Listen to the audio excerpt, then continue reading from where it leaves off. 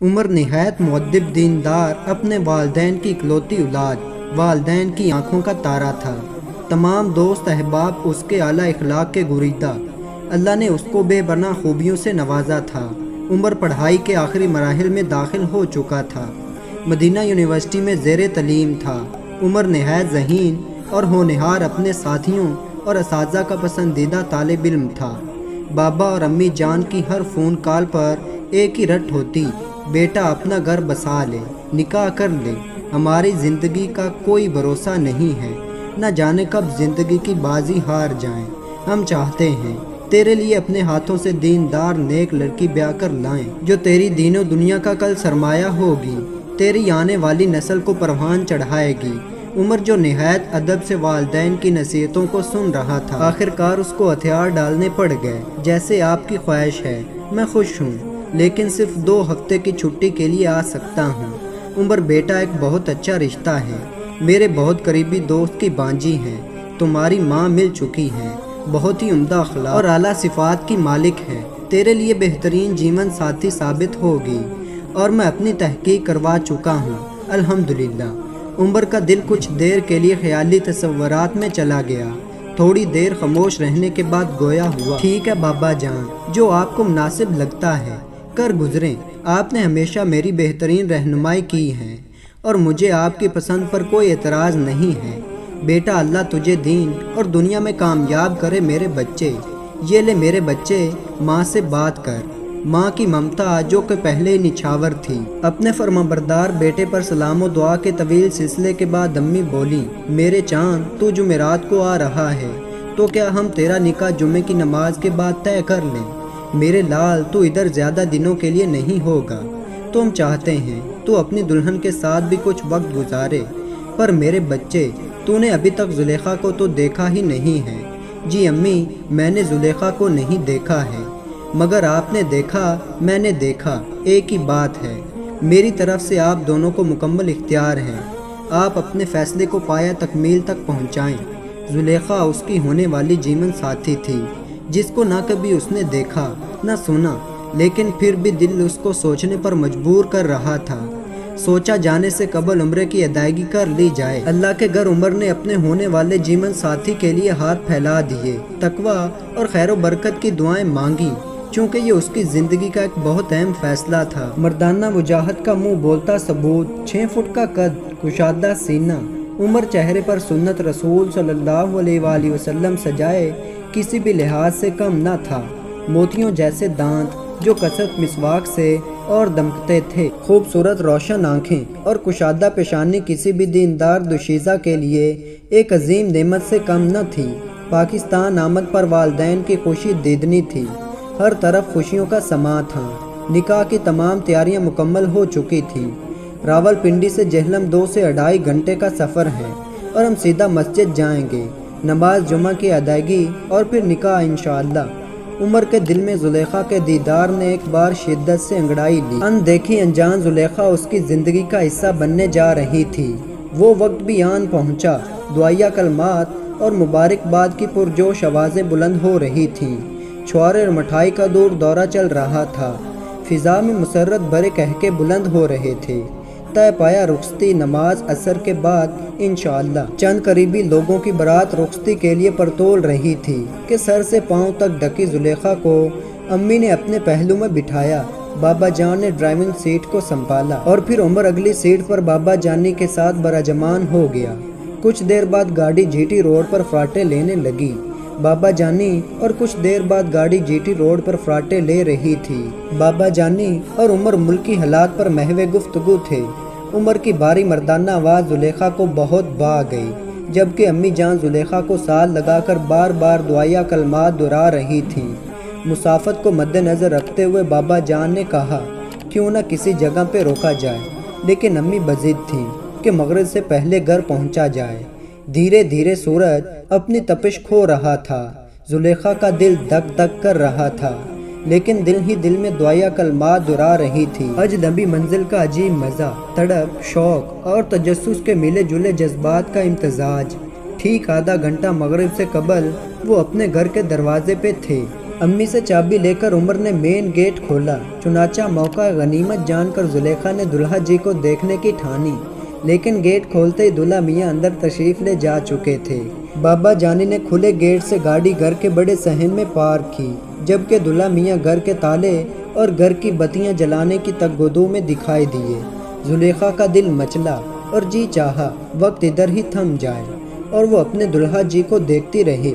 वापडा की करम नवाजी के क्या कहने, बिजली का जनाजा उठ चुका था। वापडा के कारनामे हर वक्त लोगों की खुशियों को दोबाला करने में कार फरमा। पूरे घर के दरवाजे खुल चुके थे, जबकि इसी असना में हल्का अंधेरा इतराफ में फैलने लगा। अम्मी ने आवाज़ लगाई, उमर मोबाइल की बैटरी ले आओ तो दुल्हन और सामान को कमरे तक ले चलें। आपके बाबा तो वाशरूम जा चुके हैं। जी अम्मी, आया। उमर की मुअद्दिब आवाज़ गूंजी, बेटे जुलेखा को अंदर ले चलो, मैं तुम्हारे बाबा के साथ सामान निकालती हूँ। नहीं अम्मी, मैं करता हूँ, आप जाएं।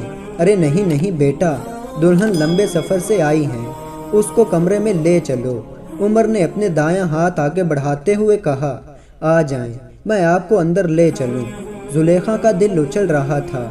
खुशी का कोई ठिकाना नहीं था कि दीनदार, खूबसूरत और खूबसीरत शख्स उसकी ज़िंदगी का हम सफ़र बना है। दिल में बिस्मिल्लाह बोलकर उसने अपना दस्ताने वाला हाथ आगे बढ़ा दिया। ऐसे लग रहा था जैसे कोई ख्वाब हो।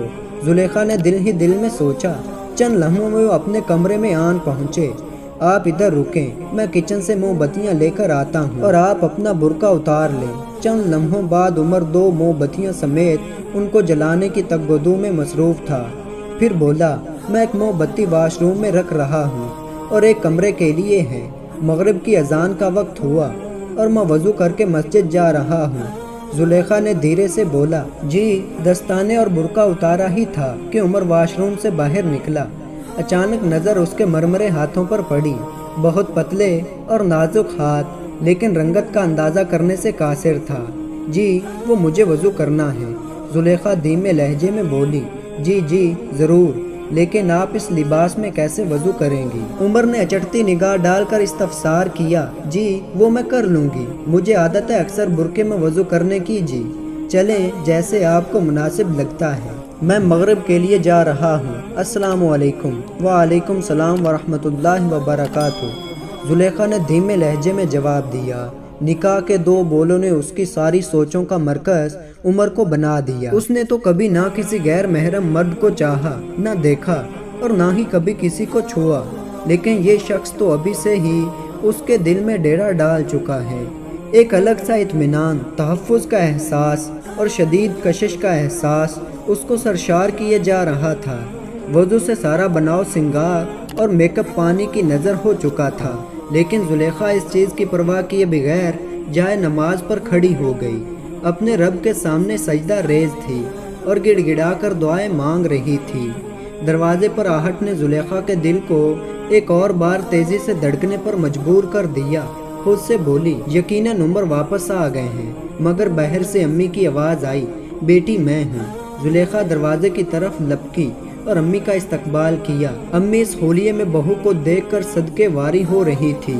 मेरी बच्ची, मेरी बहू का अपने रब से मजबूत तल्लक है माशाअल्लाह। प्यार से गले लगाया, माथा चूमा और ढेरें दुआएं दी। मेरी बच्ची खाना लगाओ। नहीं अम्मी, मुझे भूख नहीं, आप इनसे पूछ लें, शायद वो खाएं। वापटा की करम नवाजी यूं के क्या कहने। बिजली के नज़ूल के साथ उमर और बाबा जान कमरे में दाखिल हो चुके थे। कदरे ऊंची आवाज़ से सलाम बोला। अचानक नज़र दुल्हन के सावले हाथों पे पड़ी तो यकदम दिल बुझ सा गया, लेकिन अपने जज्बात को ना जाहिर करने में कामयाबी का झंडा गाड़ा। बाबा जान ने भी खूब मोहब्बतें निछावर की और खाने के लिए बुलाया, लेकिन उमर ने साफ इनकार कर दिया कि भूख नहीं है। उसका दिल जुलेखा की सावली रंगत देखकर टूट गया। बाबा जान ने बोला, बेगम पैसे, बादाम और दूध ले आएं। हम चाहते हैं कि हमारा बेटा इस सुन्नत को पूरा करे। अम्मी ठीक है।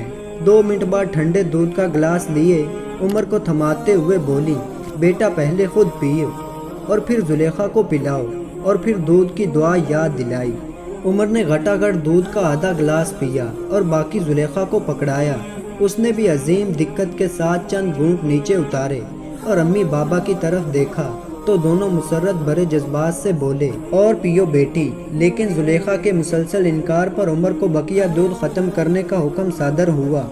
اس کے بعد امی بابا کو لے کر کمرے سے جاتے ہوئے بولی، بیٹی میں نے تمہاری ضرورت کا سارا سامان اس کونے میں رکھ دیا ہے۔ دونوں بزرگوں کو کمرے سے نکلتے ہی خاموشی چھا گئی۔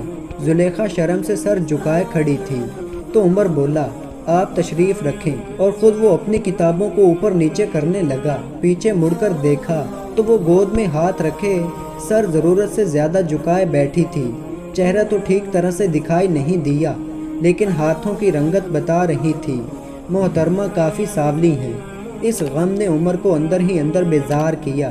اس کا دل بوسا گیا کہ آخر امی بابا نے اس کا انتخاب کیوں کیا۔ میرا اور اس کا بھلا کیا جوڑ ہے؟ وہ خود ہی دل میں سوال و جواب کیے جا رہا تھا۔ عمر کا دل ٹوٹ چکا تھا۔ اس کو اپنے والدین سے ایسے انتخاب کی قطعاً امید نہ تھی۔ آخر ظاہری حسن بھی کوئی چیز ہے۔ اتنے سال خود کو عورت کے فتوے سے بچائے رکھا، زن اکاری کے گن سے خود کو بچایا، تو کس کے لیے؟ ایک حلال رشتے کے لیے، ایک دل کو موہ لینے والی بیوی کے لیے۔ لیکن اس میں تو کشش ہی نہیں ہے۔ سانولی سی مریل ککڑی عمر کے اندر سر جنگ کا سلسلہ بدستور جاری تھا۔ دماغ جیسے سن ہو رہا تھا، لیکن اس کا ضمیر بار بار ملامت کر رہا تھا۔ احادیث رسول اللہ صلی اللہ علیہ وآلہ وسلم، دنیا ایک پونجی ہے، اور دنیا کی سب سے بہترین پونجی نیک عورت ہے۔ کسی عورت سے ان 4 چیزوں کے سبب نکاح کیا جاتا ہے: 1 اس کا مال، 2 اس کا حسب و نسب، 3 اس کا حسن و جمال۔ لیکن دیکھو تم دین والی کو ترجیح دینا۔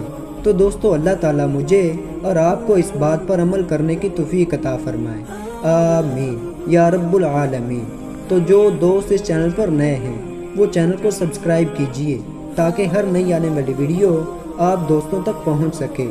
تو ملتے ہیں ایسی ایک شاندار ویڈیو میں، تب تک کے لیے اللہ حافظ۔